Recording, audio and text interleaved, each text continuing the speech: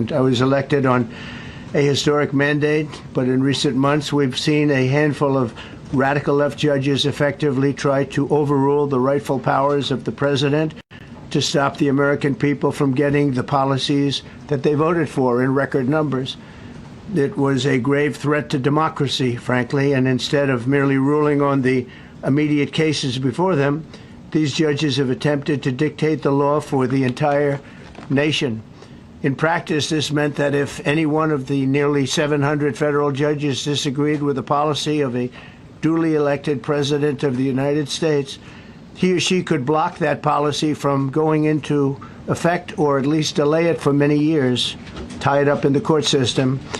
This was a colossal abuse of power which never occurred in American history prior to recent decades, and we've been hit with more nationwide injunctions than were issued in the entire 20th century together. Think of it, more than the entire 20th century, me.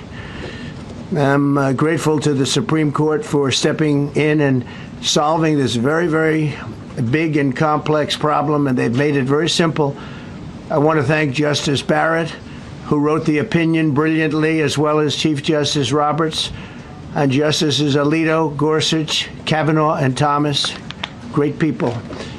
Thanks for this decision, and thanks to this decision, we can now promptly file to proceed with numerous policies that have been wrongly enjoined on a nationwide basis.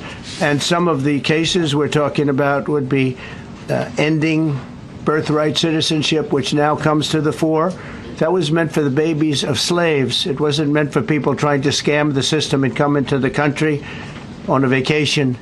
This was, in fact, it was the same date, the exact same date, the end of the Civil War. It was meant for the babies of slaves, and it's so clean and so obvious. But this lets us go there and finally win that case, because hundreds of thousands of people are pouring into our country under birthright citizenship, and it wasn't meant for that reason. It was meant for the babies of slaves.